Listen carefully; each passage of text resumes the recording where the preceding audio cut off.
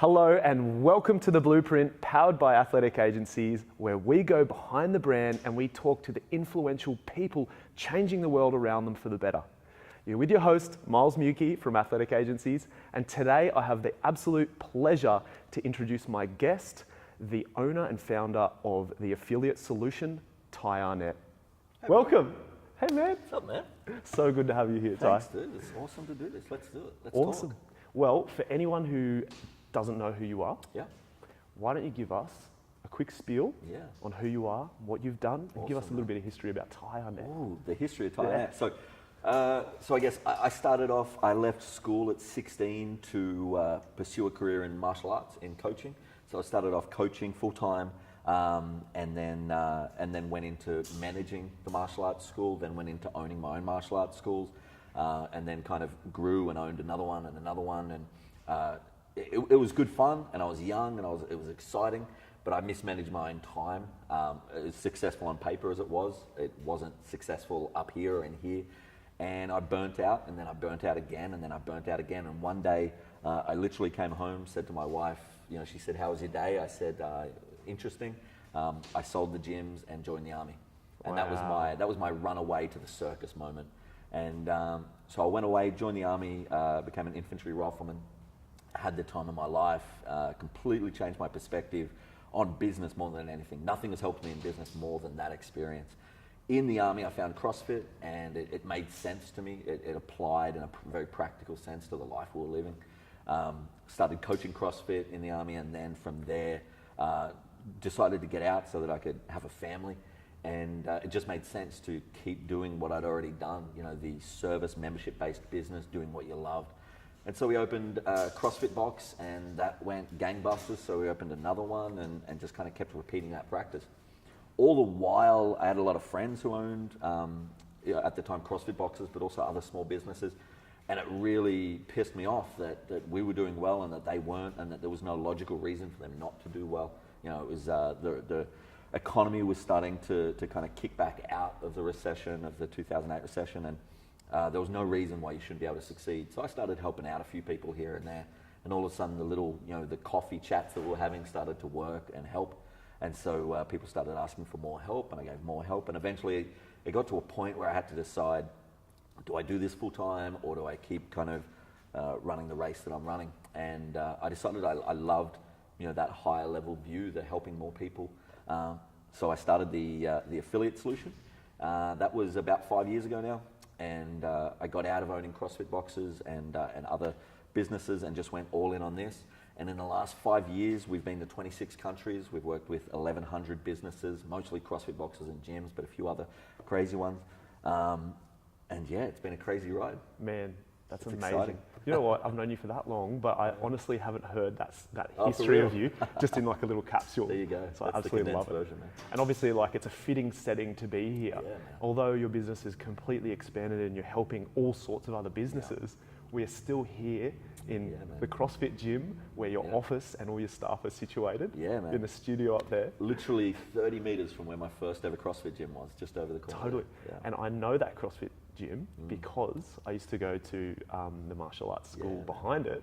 Yeah. So I just hear the pumping tunes and all the people coming in, and that was We had fun. a very successful gym, wasn't it? Yeah, that man. Yeah, we really, for a long time, I don't get too caught up on numbers, but every now and then you do need a little bit of something to remind you, why you do it. And we all like a little bit of egotistical Yeah. numbers. So for a little while there, we were the largest CrossFit gym in the Southern Hemisphere. Massive. In terms of square footage, membership, gross revenue, and probably, I don't know, how much noise we made. Yeah. We're leading the market. But, yeah. Man, that's so incredible. And bit of fun. obviously I'm so happy that you're here, and thanks so much for your Yeah. time to talk to us. So all of this, starts somewhere. Yeah. And the way I've gotten to know you and the way that you've helped my business so much is by systems. Yeah. So if I could tell anyone in one word, what maybe I think the best attribute of you in terms of Yeah. your business coaching is, it's about creating systems that Yeah. work. Absolutely. So you're the systems guy to me. I'm a systems guy, man. Are you cool with that? Yeah, dude, I love it. What's actually funny is it goes completely against, I guess, my core personality Yeah. and who I am in the rest of my life. I'm a very unorganized person. I struggle a lot with discipline. I get a damn tattoo just to remind me every day to be disciplined.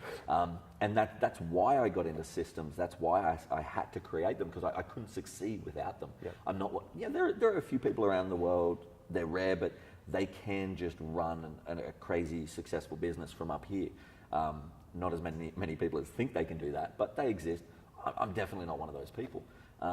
But at the same time, I've always expected 110% from my business in terms of providing a premium service. I'm not interested in running budget businesses. I'm not interested in helping budget businesses. I want a business that is always asking, how do we do this better? How do we offer more service, more value? And then how do we guarantee that service? And that's all systems are. Yeah. I think systems are they're a bit of a tricky thing, where it's this magical word where every business owner goes, oh, I need systems. And you go, cool, what does that look like? And they go, I don't know, systems? Like it's hard to grasp. All the systems are is, what is the best way to do this task? Write it down, manage it in a way that anyone else can use it if you're not there, or if you get hit by a car or whatever. That's a system, right? So, and there are better systems than others. The usability comes into it a lot. But look, at the lower end of system, if all you've got is a piece of paper that you've put dot pointed, the open routine for this gym, for example, a really simple system. Step 1 through to step 6, or a tech checklist.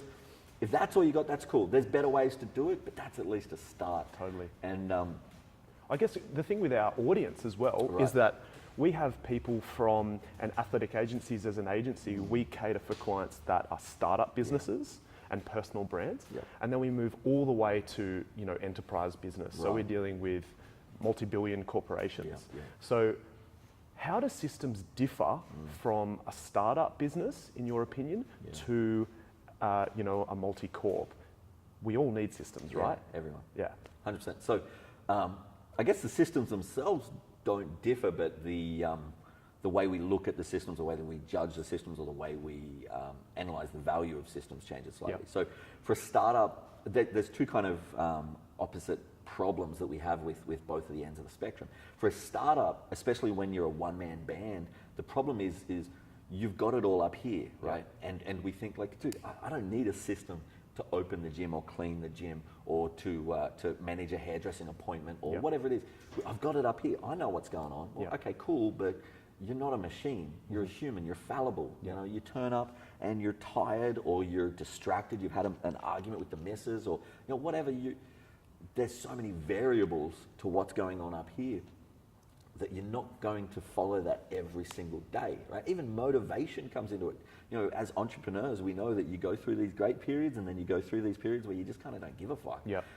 And hopefully come out of that. But during those periods, that's when we see, whatever's up here, you let slide a little bit. What you accept and don't accept. But the bigger problem is you can't grow like that. You can't, when you hire a staff member, you can't go, oh, just do that. That doesn't work. And then if you try and hand that on to them, again, through verbal tradition, you end up with Chinese whispers, right? And then you get upset because they don't do the system exactly the way that you do it, but how can you expect them to, and all that stuff. So a lot of small businesses tell me like, oh, we'll build systems when we need them. Cool, I'll put sunscreen on once I get skin cancer. Totally. You know what I mean? Absolutely. It's a prevention versus cure type mentality. So you need systems before you open. Right? And they won't be perfect because you don't have the data, the experience, they haven't been field tested. But that's okay. No system is perfect. In the vacuum of you sitting in the office at a computer writing a system, it hasn't gotten into the real world and had people mess with it yet. So no system's going to be perfect, but it's better than nothing. And as a small business owner, as a startup especially, dude, you've got so many things going on. Whether it's the fit out of the office or the building, or whether it's the just trying to get to a point where you're breaking even. You're I hate the word hustling, but you're hustling so hard. You don't have the brain, the space, and even if you do have the space in your head to deal with something as silly or small as payroll, or again cleaning routine, or something minute and pedestrian like that. Even if you do have that space, you shouldn't be using it for that. You know what I mean? You're a fucking entrepreneur now. You need to start thinking at a higher level. And so even though you can, doesn't mean you should. So the startup guys, that's kind of my message to them, right? Write systems before you even open. If they're wrong, that's fine, you know, but a wrong system is better than no system at all. This, before you go into, I know you're going to move into like the hire business. This relates to me so much. Right, okay. Man, and we've had heaps of chats about this. So when I started my agency, I know how to do videos. I feel like I knew how to do videos better than everyone. And I knew how to edit, we knew how to take photos, we knew how to build websites, you know, we knew how to design. We had all of that. And then, so we just think, okay, cool, we can start an agency now. But then the doors open and all the clients come in. And all of a sudden you've got 10 clients, 20 clients. There's a few websites going on at once. There's a few video, you know, projects going at once. And without those systems, man, it's so hard to keep up. And I'm the first to admit that I've fallen into that trap before. And then we've obviously had the chats where you're like, man, what's your system? And I'd be like, well, it's all up here. I know what I'm doing. And obviously from my legal background, I was quite procedural and I, you know, followed systems and I'm aware of them. But then when it came to my business, I just thought I could keep it all up here. Then the next stage of that was when the staff came on board, just saying every day, all right, guys, we got a project, you're gonna go and do this, and then we're gonna create these videos, or you guys, you're creating the website. Without having those systems, man, I was just letting these boys and girls just go for it. Just go for it, and it just. And it's not fair on them. It's not fair. You know it isn't. I mean? We love structure. Totally. We crave structure. Yep, you know. Definitely. So after we had a chat, however long ago it was, and you were just talking about systems, I really took it on board. I think it might have even been watching either one of your videos on your Facebook channel. And for those who don't know, you have an extensive range of videos on your Facebook channel about systems, about everything that you could think of. One might have been about systems. I may even have come to one of your seminars. And from then on, I literally dedicated, even though I had all of this work to do, I dedicated a day to writing systems. And that day has literally just set me up now, however long ago it was, a year or whatever ago it was, to now implement these systems, bring staff on, bring outsourced staff on, bring more clients on, and be able to scale my business. So from a scale point of view, man, systems have been the savior for me, pretty much. That's the hardest thing to do. Props to you for spending a day on systems. That's so hard spend more, to do, but it took that one. It's so hard to do because it's not. Look, systems in the short term, they're not moving you forwards, backwards, sideways. You know, it seems like, man, I got shit to do. I'm an entrepreneur. Definitely. Especially if you're after it and you can't pay rent yet, you're not breaking even. You know, I got to sales, you know, marketing. Systems aren't sexy, man. You know, like that's why my brand has become very excitable and rah. And a lot of that's partly because I enjoy it. That's who I am. But a lot of it's also because, shit, man, I'm talking about business. Most of it's not sexy. Most of it's not exciting. And systems, they're at the bottom of that list. You know, they are very. You write a system and you don't go home going, You know what I mean? It takes a long time, and the systems don't make anything better. They just make them the way they should be. And so it takes a lot of discipline to write systems in the first place. But one of the biggest impacts, and you hit on scalability, is that's where systems come from, right? If it's all up here, and if you're passing it on through oral tradition, or even worse, via, you know, I call it business osmosis, where it's like, watch me. And just hope. You know, absolutely. You know, that's not going to work ever. You're limiting your operational capacity, right? However you measure that in your business, whether it's sales or memberships or clients you can take or hours worked or whatever. Your operational capacity is set, and it's limited by a lot of factors, but one of the biggest ones is the systems, right? If I'm the only one that can do it, and I can only pass on a certain percentage of that knowledge to someone else, then it's like spinning plates, right? The old circus trick of spinning plates, right? I can only spin so many, right? And the worst thing is I start spinning my marketing plate and I get it balanced, and then I go, cool, that's all good. I'll start spinning my retention plate, and oh shit, and that one falls, and then I go, fuck, and then, you know, the growth management plate, and you know, that's what happens. Whereas I use the analogy of, you know, this water bottle, it only has so much capacity, 600 mils capacity. I can keep pouring water into it all day long, right? I can keep pouring leads into a business all day long, but the capacity is what the capacity is. If I don't sit back, get a bit of discipline and work on the shit that I really don't want to work on, but I know I should, my capacity will just be 600 mils. Totally. You know what I mean? And fucking marketing isn't going to fix that. Pouring leads upon leads upon leads into a broken system, it's not going to work, right? And the analogy goes a little bit further because I'm pouring new water in, but it's old water that's getting pushed out. And that's what I see all the time is, I'm getting all these hot leads. Yeah, but your evergreen clients, those key clients that are stuck with you forever and ever, they're leaving because that's your plate that's falling down. You can't give them the service that you once gave them because you don't have fucking systems. I absolutely love that analogy. You crazy. couldn't have said that better yourself. I actually use that same analogy, but for a different thing, where you're basically just filling the water bottle up and all it's doing is just overflowing. I use that from like a mental capacity point of view. Huge, I feel like there's only a certain amount of room that you can kind of book in your head. Is that what your wife says? Huh? Yeah, absolutely. Yeah, exactly, man. See, maybe I got this from you. Yeah. There you go. You gotta, vicariously, I pulled You've got this to be from really you. disciplined about what you let in your ears, man. We could talk about that forever as well. Exactly. But yeah, so I think the other problem with systems is, like, I focus mainly on service businesses, right? Small owner-operated service businesses. We do some work with bigger brands, but my passion is in service businesses, right? And a big problem that people have is, well, no one can do it as good as I can do it. Fucking bullshit. There are probably a ton of people that can do it better. You've got to get over that. You've got to move past that, right? If no one can do it as good as you can do it, you're a shit teacher. You're not a leader. You might be a boss, but bosses don't survive, right? The other big issue is, and by the way, if I can't get someone to do it as good as I can, my systems probably suck. They're not. There's not enough clarity and direction in systems. The other big issue is people go, my business has personality, it has life, it has its own vibe and its own culture. I don't want to take that away by sterilizing it with systems. I want to be really clear. Systems don't sterilize the client experience. They guarantee it. You know what I mean? I'm putting systems in place so that when that member or client or whoever walks through the door, they're going to get this experience if I'm here.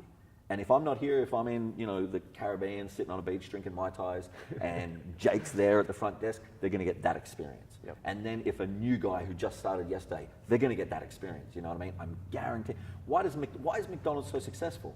They're shitty burgers. It's not a good product. It's always the same. But it's not a good product. You know what I mean? I travel a lot, and I generally don't eat fast food when I'm here in Australia. But when I travel, I'll do it out of convenience, and sometimes if I'm somewhere. Like if I've got a seminar tomorrow and I'm in Southeast Asia and I can't afford Barley Belly, I'll go to somewhere like Macca's. Why do I do that? Because I'm guaranteed the same experience. I know the expectations are set and they're met every single time. So for me, if you care about your clients, which if you're in a service industry, you're damn well better. Then systems are what you do because you care about them, not because you're trying to offload any responsibility or you're trying. It's because you care about them getting the exact same high level of experience every single day. That's what systems are. Fantastic. Yeah, man. You've pretty much just touched on it, but let's use the words, multi-corporational company in terms of systems. Yeah, it's a different story. Yeah. So I don't have to tell, when we do work with big business, I don't have to tell them they need systems. Usually what I have to tell them is they need to get rid of some systems, right? Because you don't become a multinational corporation overnight. It takes time. And over time you build clutter, right? And you've got a lot of people that are invested in building more clutter, right? You've got that middle management who, they're going to get to upper level management by building more systems and taking initiative and that kind of stuff. The problem is this clutter builds up, right? I use the analogy that, if small owner-operated business is a jet ski, where they've got the freedom, they can change direction on a dime, there's one person making the decision, they move with speed and agility and aggression, then big multinational companies, they're the oil tankers. You know what I mean? If they want to change a direction, it's going to take a lot of people, a lot of time, and it's got to go through. Everyone's got to sign off on it. It's a big deal, right? My job is to try and get those big companies to like a sports yacht, a cruiser, something that's reasonable. So when we work with those big companies, we get, show me your systems, and then they bring out a folder on the desk and another one, and then, we're going to have to go to the other location because that's where our marketing system, it's huge. And we go through and we cull them, or we consolidate them, or we find some way to say, like, dude, your business is broken down by so much bureaucracy and so much bullshit. And some of that is in the systems, just the amount of this system leads into this system, into that system. There's 40 pages for what could just be a one-page simple flowchart. And some of it's in the culture of the business, right? if you want to make this happen, you have to get this signed off by this person. They have to take it to their manager. They're going to have to wait until the end of the month when they do the allocation of funds review, and that's a nightmare. How about you hire competent people, you train them, and then you fucking trust them and let them make some decisions. Look, you're a big business with a couple of $1 million profit a year. You can afford the occasional loss, right? I think it was Mark Zuckerberg who said, move fast and break things. And I love that idea. If I move with speed and aggression, and by the way, how many big businesses are we seeing today getting destroyed by small business? Oh, massively. Because of their agility. You know what I mean? And so big businesses, they're realizing this and they're wanting to find that agility. Most of that agility, it doesn't come through more technology and more software and more, that's ridiculous. It comes from your culture. It comes from empowering your staff to say, you know what, I trust you to make the right decision up to this level. I'm going to hire the right person. I'm going to train them, and then I'm going to trust them to make, if it's going to, depending on their level, if it's going to cost the business less than $5,000, if it all goes wrong and goes bang, then you make the decision. For sure. If it's over $5,000, we need to chat, but I trust you. And you know what? 1 out of 10 is going to cost you $5,000. But the speed that they're going to make those other 9 decisions is going to take you light years ahead of the competition. So you've literally just given people a system right there. There you go. There's your system. This is just so relevant in today's world, right? We've moved from what was a very traditional marketing heavy realm into what's now being taken over as this massive digital, fast-paced, moving marketing world. And something that I've seen so much is these oil tankers not being able to keep up. They're not being able to keep their content relevant. They're not being able to keep up with digital trends and all of these sorts of things. So I think you'll agree that just keeping up with or putting new systems in to combat or make them into that smaller speed yacht is definitely what they need to do. And on the opposite side of the spectrum, just like what you said, these smaller businesses are really, giving it a bang for the buck, aren't they? Yeah, it's really the world for small biz. But only if you can gather enough force multipliers to compete with the big guys, right? And whether that force multiplier is your ability to systematize so that you can guarantee an experience as you scale, and you scale quickly, which every business is scaling quickly today, you know what I mean? Or whether it's your ability to train and hire, train and empower good staff so that they can scale with you, or to automate so that as the owner, you're driving the ship and not trying to change the oil. I don't know if you change oil on ships. I don't fucking know. But, or whether it's your ability to outsource and identify that investing a small amount here, that someone else can do what I do better than I can do it, faster than I can do it, for infinitely cheaper than I can do it. Whatever it is you need as a small business, you need those force multipliers to keep up with the big boys. And it's 2017. You can do it today. This is so fucking exciting to be a part of the entrepreneur world right now, because there's not many things that you can't just go, yeah, I'll do that. Like, what market can you not get in right now? You know what I mean? Absolutely. It's pretty exciting, man. Definitely. And look, we could obviously talk about systems for days. From my perspective, I mean, understanding systems came with the experience. So like I said, cool. From a technical perspective, I knew how to use a camera and do all of these things. And I'd like to say I had a creative eye. But when it comes to the systems, it's about running a business and it's about having the experience. So as time goes on, for me and from my business's perspective, new systems just kept arising and making the business obviously more systematized and easier to scale and grow. So even with creative, you know what I mean? And these are the hardest people to get to systematize. Because this is creative, it's an internal process. Cool, bro, I get that, right? Right now, you guys are a media agency, we've got a bunch of lights and cameras set up. You can't systematize the creative. Well, hang on, those lights are set at a certain temperature, right? Those cameras, the shutter speed is set at a certain shutter speed based on the frame rate. There's a shitload of systems going on now. Even when it comes to the creative, the way you're going to edit this and the way you're going to edit the next one and the next one, there's a certain format to that, right? There's a, what's the spin cycle company in the States called? Spin cycle? Huge cycle. Anyway, they've taken something that's fairly boring like spin spin class cycle. Yeah. and Soul Cycle. That's what they're called. I'm not sure. I'm not aware Soul of them. Cycle, fantastic, man. They've taken, you want to talk about scale. These guys have just blown up in the last 5 years. You know, in the same way that CrossFit blew up real quick, Yep. that's what these guys are doing. Really cool business model. But they've got a great saying that I've completely stolen and made my own, which is freedom within the framework. Yep. Right? That's the other thing. People think systems are like this authoritarian, do this. No, with all of my staff, my systems are certain marks they have to hit along the way, Yep. along the journey, right? Yep. When we're coaching people, you need to, during the initial consult phase, you need to hit these marks, Yep. right? How you get from there to there is up to you, Yep. right? When you're creating these videos, there's certain marks, right? There's certain time lengths and audio levels and color corrections and all this kind of stuff you have to hit. Yep. How you get there is up to you. Yep. So again, you can't have freedom within the framework unless you hire and train the right people, but it's not this authoritarian, do this, take your own personality out of it. Let's give them some marks to hit, and that's the framework, and then I trust that I've hired the right people, that I trust whatever they want to do within that. Perfect. You know what I mean? Love it. So you're not, in my opinion, you're not called the systems guy for any reason, right? Right. You're called the systems guy because you've even just brought out a digital product, Yeah. which is surrounded around systems. Yeah, absolutely. And obviously, it's just absolutely, blown up, and all the crazy. congratulations to you for an awesome product. I've obviously got it myself, and it's now just being used by all sorts of businesses around the world. Yeah. So It's gone crazy. before we move on from systems, why don't you give us just some short tips from a technical perspective of what people can do if they don't have any systems right now, or they want to streamline and better their systems? Yeah, What absolutely. do you think they can do? Are there some? Yeah, I'll give you the big one, man. Yeah. So, so the systems product you're talking about, affiliate systems, it's kind of two parts, right? Yeah. So it's mainly focused at functional fitness gyms, CrossFit gyms, PT studios, MMA gyms, that kind of stuff, right? And so there's a lot of systems based on that membership experience and coaching and the day-to-day operations, right? So half of our product is the step 1, step 2 flowcharts, videos, best practices, right? Yep.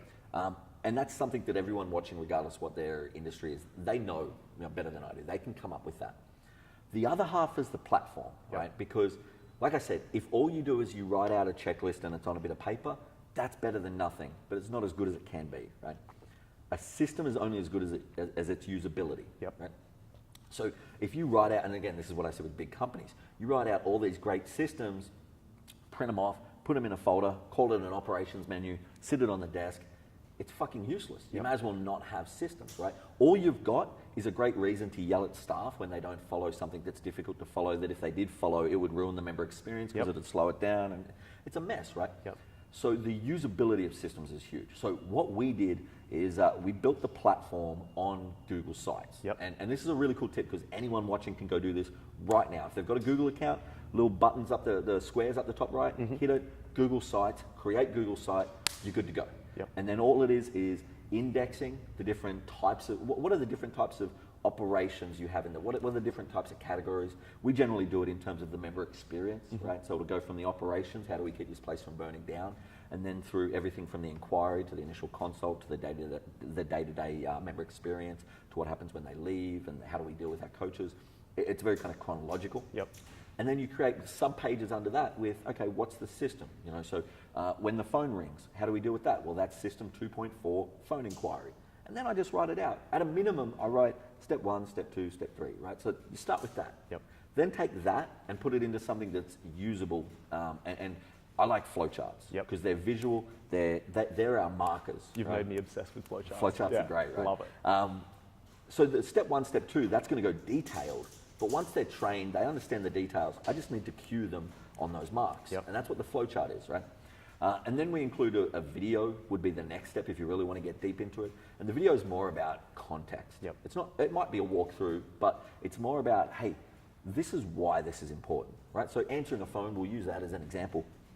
A lot of people have a pretty weird relationship with their phone these days. It's not a very respectful relationship. So if you hire someone in their early 20s and then the phone rings and they go, hey, what's up? You can't be pissed because that's just culturally where they're at, right? So in the video, we'll say, hey, answering the phone, starting off this experience well, showing them that we care, giving them all of our attention, walking them through a bit of the journey, listening to them. Like all of these things matter, but I can't expect them to know that. They don't have the same life experience and background we do. So within Google Sites, you just create, chapter 1 is operations.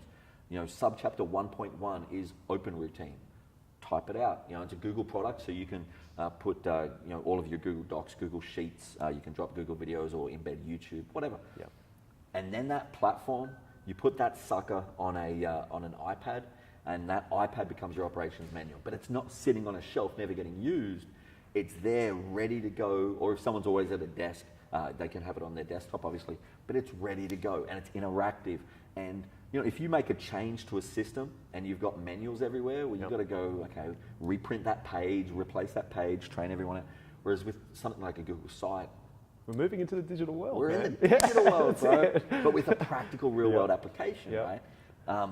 I can be, again, in Barbados, sitting on the beach, drinking Mai Tais, and oh, actually, that would be a cool way to do that system. Change it literally on my phone. Instantaneously, my staff are seeing that change. It's ready to go. Perfect. So, yeah, my biggest practical bit of advice is like create systems, but look at the usability of them, right? In the real world, right? Once, I call it sea trials, right? When people are building, I don't know why I'm using so many ship analogies, right? I get seasick easy. But when they're building a ship in dry dock, that's awesome, and the engineers are like, yeah, we're pretty sure, but they don't just hand it over to the client based on that, right? They get it out and they do sea trials, and they take it on purposely out into rough weather, and they test this and they test that, right? Those sea trials for your systems are your client's interactions, right? Because in your mind, when you're sitting in an office listening to Enya, probably, I don't know, right? You're imagining how the interaction's going to happen, and then you put that out into the real bad world, and your members just go, or your clients go, knock it out, and you go, shit, okay, I need to adjust it. Having it on a digital platform makes that adjust and evolution of systems so much easier. Man, that's awesome advice. Awesome practical advice. And you know what? I don't use Google Sites. I've obviously got your system for our mixed martial arts gym, which is just amazing. Never even thought to create our own Google Sites. We currently use Asana, which is a project management system, and we create specific templates that we use all the time, 100%. Depending on the job, which is fantastic. But you know what? To go that step further, I think creating a Google site, just like you've said, is just that next level of, of good business. So I'll definitely look into that. So thanks so much for that. We use it with a lot of those projects. So a lot of our guys will use the Google site. Remember, the systems just give you direction. You still need some sort of execution. For sure. And sometimes that execution, again, doesn't need to be digital. It can be a checklist, right? But other times it does need to be a repetitive, easy to do checklist, digital process, project management. At the lower end for most of our guys, because we're working with pretty simple businesses a lot, Trello is a real easy one. Perfect. But by itself, it just gives you the direction and the instruction. You do still need something to implement and action that, for sure. For sure. Fantastic. Okay, so you've built this amazing product, this digital systems package, and it's all over the world. But not only that, you also hold multiple seminars in person around the world in many different countries. How many countries did you say you've been to? So now? 26. We've worked with affiliates on the dirt of 26 countries. I think we've done seminars in like 18 of those. Man. Yeah. So it's been fun. What I want to know, and especially for businesses that are wanting to obviously, go into other overseas markets or international markets, what have you found are some of the interesting points about going into these different countries and doing different seminars? Dude, Is it different? It's been super interesting. It's been really eye-opening. I didn't travel a lot before I did this business. A little bit with the military and a little bit, just recreationally, locally. But the biggest bit of advice I can give is you've got to put your ego aside. You know fucking nothing, right? You can't go in and go, do this, right? Our business, the affiliate solution, is built around practical solutions based on your situation, your goals, everything, right? We don't go into a business and say, just here, do this, right? Even our affiliate systems, we say to people when they buy it, like this is kind of like the base, right? You need to take this and customize it based on your demographic, your culture, your personal goals, the business's goals. Like there's so many elements there. And so if I'm working with a box in, in Australia versus working with a box in South Africa or the Philippines or, America, South America, there's so many different things. So you have to go in, like I start every one of my seminars with, look, I'm going to say what I'm pretty sure we need to go through, but you guys immediately throw your hands up and let me know if I fucked up. Yep. If I'm saying something, and you'll see it, I'll say, I remember talking in South Africa, talking about cleaners. And we have a lot of our gyms in Australia and America where they will barter a membership for cleaning, right? Yep. So a member who's struggling to pay their membership, I tell you what, you clean a couple of times a week, we'll get a few of those going on, we're good. And I talked about that and they just started like laughing. And I went, what's wrong with that? And they said, dude, do you know how cheap cleaners are here? Like $3 an hour. Why would we give up a membership for that? Yep. I went, shit, $3 an hour, $15, $20 an hour in Australia. Yep. Okay, forget what I said, do your thing. Yeah. I'm not, who the fuck says I'm right? Yep. You know what I mean? Yep. If there's some sort of cultural difference. I try to get to every country, if I've never been there before, especially 2 to 3 days earlier. Yep. I talk to cab drivers, I talk to waiters, I try and chat with people. I try and have as much of a discussion with the affiliate owners and other affiliate owners in the area before I get there and ask. Everything from tell me a little bit about the scene within that community or that industry. There's some things. I remember teaching the first time I taught in South America. One of the guys who was hosting me had come to an American seminar. And depending on the crowd, I can get fairly rah. Yep. Right? So, I play off, the vibe of the audience, right? And that seminar that he came to in LA was quite aggressive and it was fun. It was back and forth, bit of yeah. And when I got to South America, he was like, dude, just don't play that shit here. And I was like, why not? He goes, they won't find it funny like they did. Yep. You'll get stabbed. So you've got to go, oh, okay. Such a difference in culture, eh? So much. Yeah. When I was in the Philippines, I immediately realized I can't swear here. Yep. I can't make little rude jokes or anything like that. These people are very proper and they're not going to appreciate it. And I'm going to lose them, and I can lose them like that. Yep. And it's hard. I've only had it happen once, but when you lose a whole seminar of people, an hour into day one, and you got 2.5 days with them, well, that's brutal. Yep. So I think it's about being culturally respectful. Yep. Understanding that what you know is disposable. What you know can be gone like that. Yep. This honestly is one of the biggest reasons. There's a lot of Americans that do what I do within the same industry, CrossFit specific, and most of them I really like. We get along well, but most of them have next to no success outside of America. Yeah, for sure. Because they have this is how we do it. Yep. And you go to Japan and they go, whoa, fucking, that's not how we do it, bro. Yeah. And they're like, no, this is how we do it. You need to do it like us. Yep. You know what I mean? You can't have that. You've got to be pliable. That's the biggest Great thing, man. advice. That's the biggest. And you've obviously just come up with some incredible experiences along the journey. Dude, it's been crazy, Yeah. man. We've had some wild times. That's awesome. It's been cool. So we're talking about you touching all of these audiences in all of these different countries, Yeah. not even just your, national surrounding. We're talking about international. Now, correct me if I'm wrong, but you're not sending out flyers or putting your messages on billboards or anything like that. Everything you do is digital, is that correct? Everything I do is digital. Moreover, 99% of what I do Yep. is helping people. Yep. It's just free. You know what I mean? I love it. And that's where we're at. It's 2017. Yep. You think that you can put nothing out to the world and then just put hey, use this discount, buy my thing on Yep. Facebook, and people are going to go, and come running. Yep. Get the fuck out of here. You have to.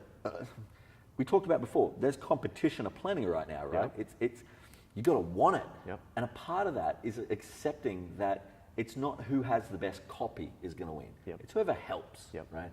And my kind of internal goal, or our goal with the company, is to help someone an obscene amount, so that we don't have sales processes Yep. in my business for us. Our sales process is to help and help and help and help and just help so much. I want people to feel guilty if they don't buy my shit. Yep. I want them to go away going, man, like between the videos we put on Facebook and the calls, people can call me anytime.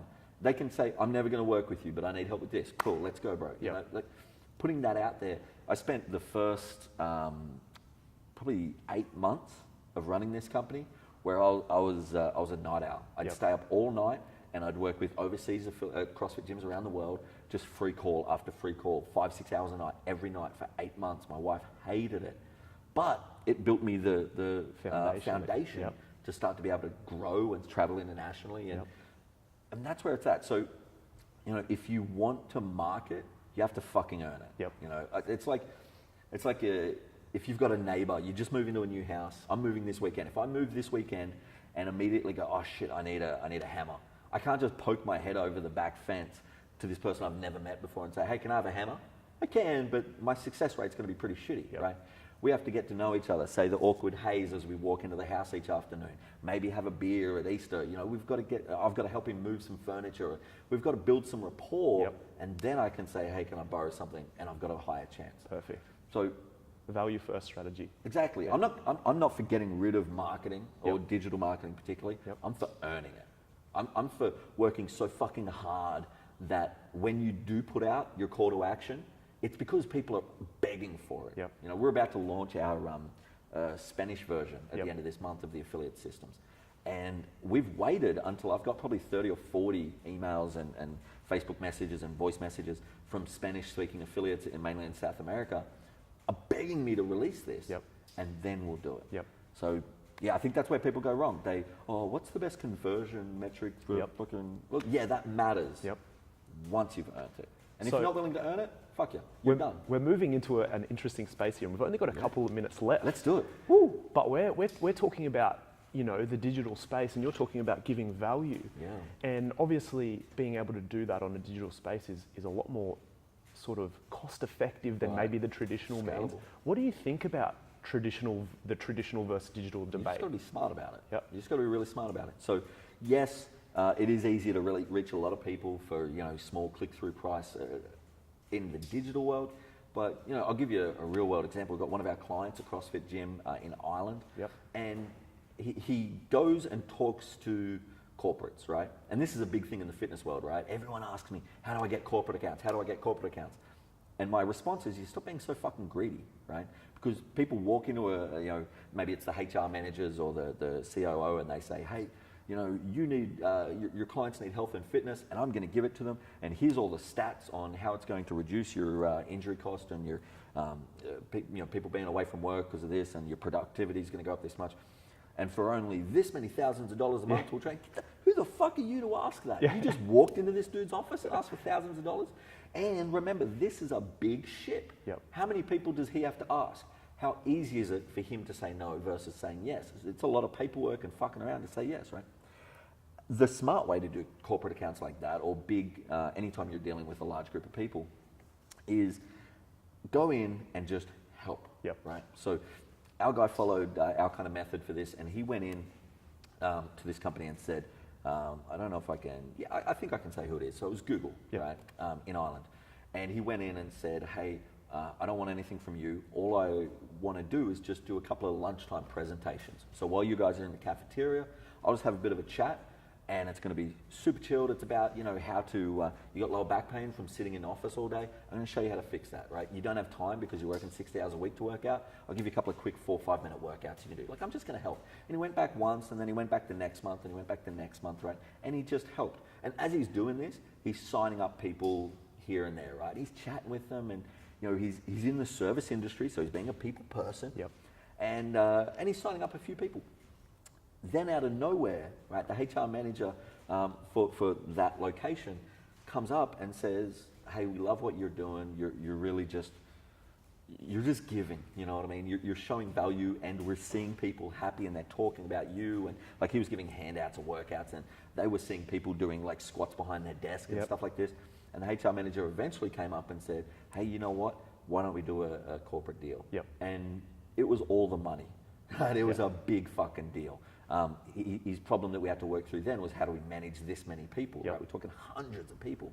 But he got that account because he earned it, right? So now he got that. He also did the right thing, and he went smart to the right place. He wasn't going to the companies that have 5, 6, 10, 20 employees. He found the right place to go to. So in the real world, number one, don't give up on real world. You know, yes, it's easier to sit behind your desk and just pump in a bunch of metrics into Facebook and Google Ads and that stuff. Yes, that's easy, but you're a service business, especially if you're the face of the business.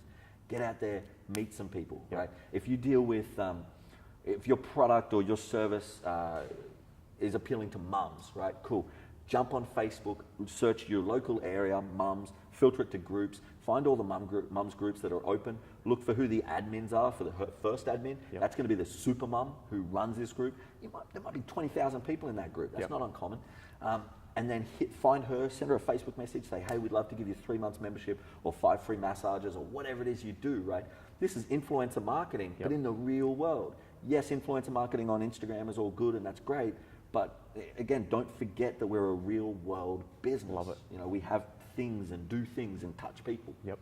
So from a technical marketing perspective, and one of the hardest things that I have to deal with on a daily basis is trying to explain to CEOs and high-level corporates about the effectiveness and benefit of having digital in their world and in their marketing plan, because a lot of them still don't and are very behind. And when we're talking about, oil tankers, they're very much in that world.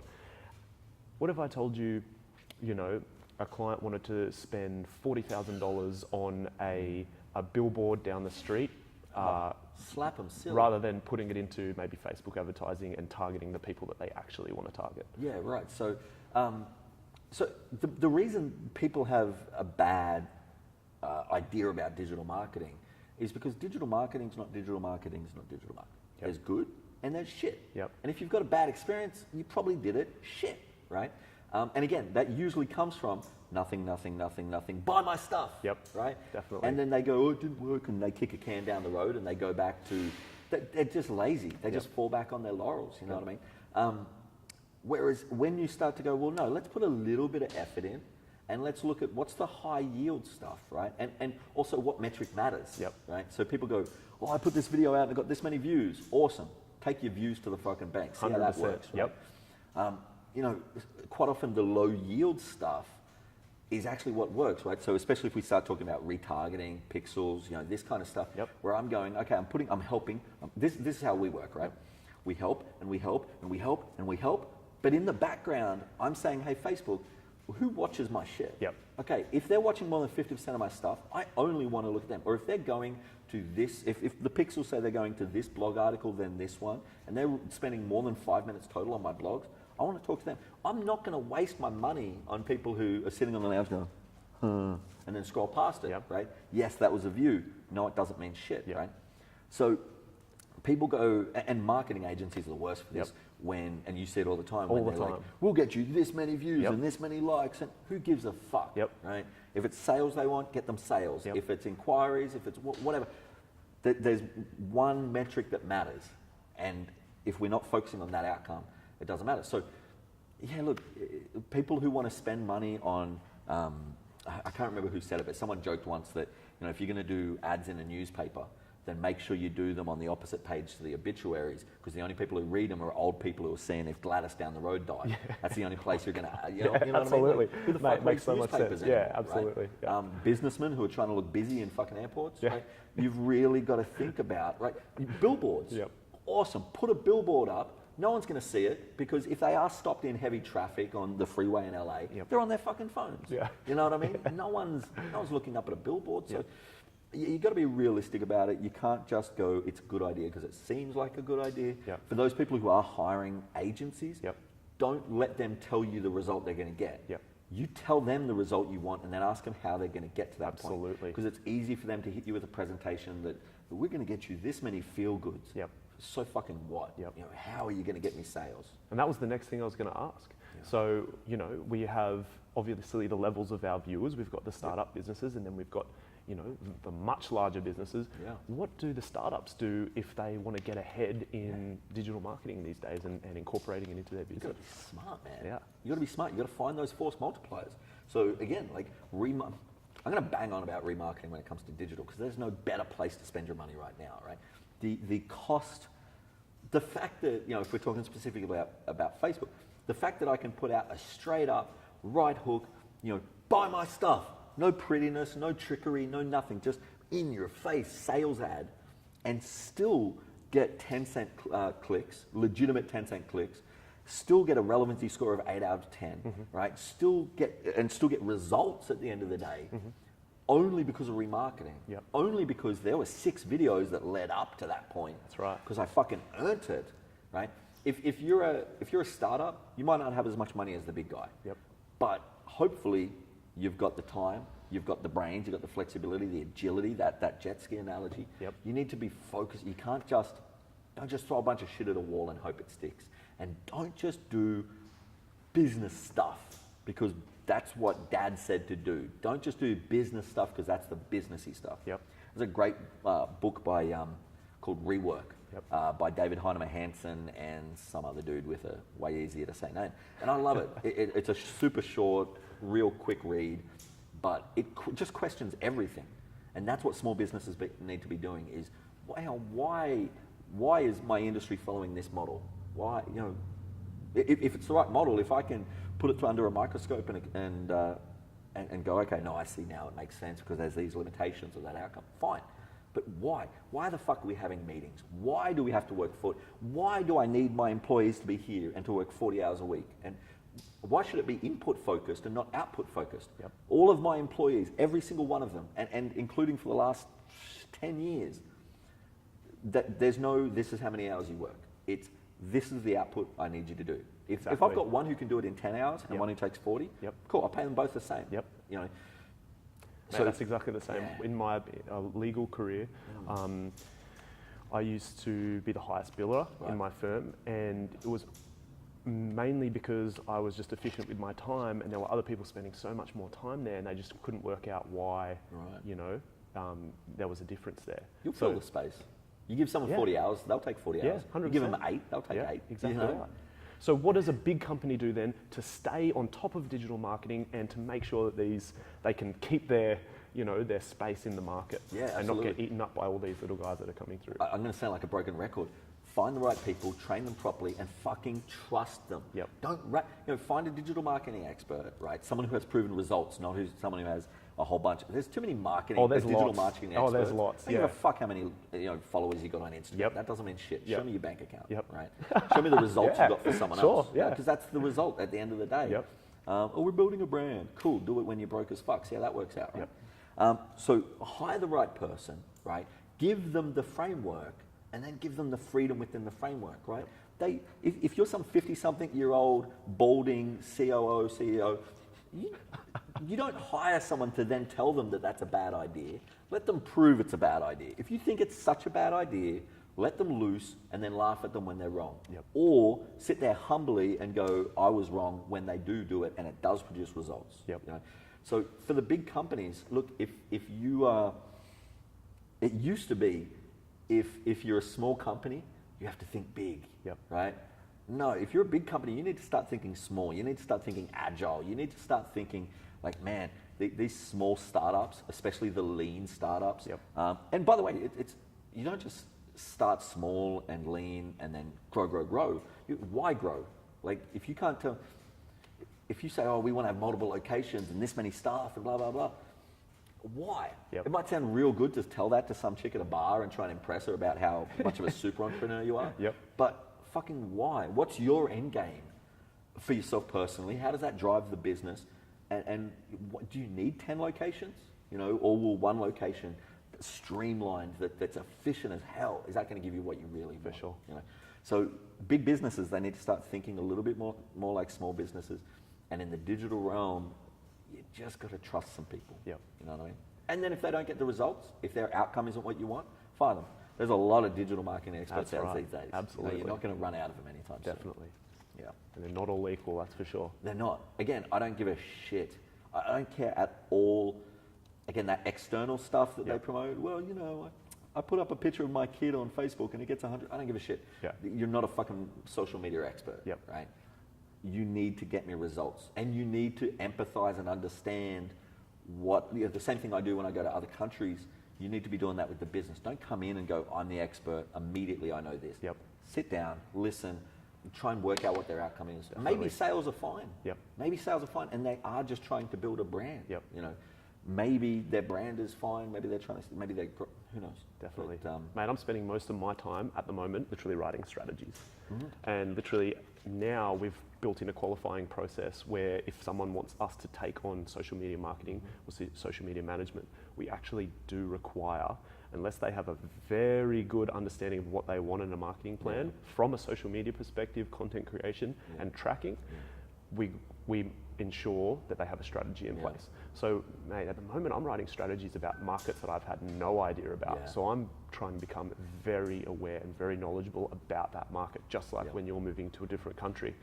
This new market is a new country for me, so I need to be across it like an expert, like a sales rep that knows their products. Exactly. I think the other big issue that people make is the digital world has got us convinced that everything we want to be done now. It's this credit card mentality, right? And so too many people, too many businesses go to a digital agency or try it themselves and they go, we want this, go do a thing, I'll pay you money. And then a month later they go, why isn't it working?